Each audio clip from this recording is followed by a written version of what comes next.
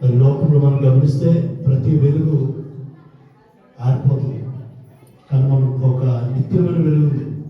ఆ వెలుగు ఎవరంటే మన ప్రభు అయినటువంటి యెహోవా. ఆయన వెలుగు కమ్మని చెప్పారు, అయ్యారు చెప్పారు కదా,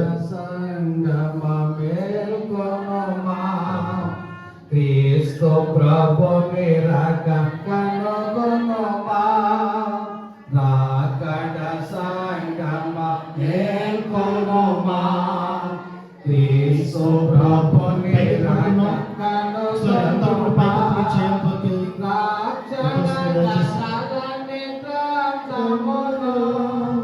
రాసిరి పోపులు పూర్వమునా,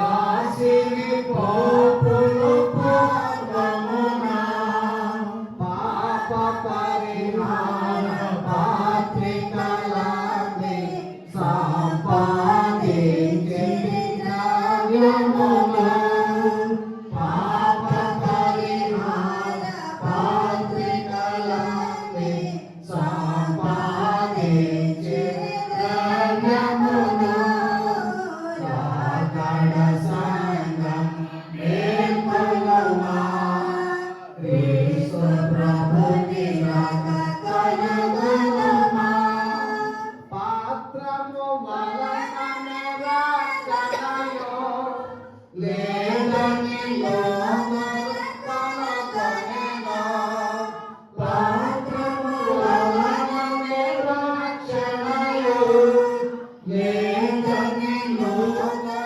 కనుగొనెను, వేషధారణ బయలుపరచి సంగమునాయను సరిదిద్దు, వేషధారణ బయలుపరచి సంగమునాయను సరిదిద్దు, రాకడ సంగమ మేల్కొనుమా, క్రీస్తు ప్రభుని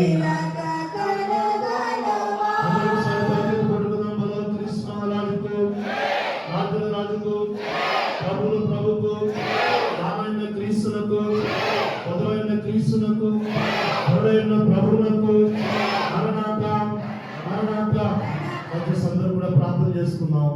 దయగల తండ్రి నామములు కొందనాలు స్తోత్రాలు.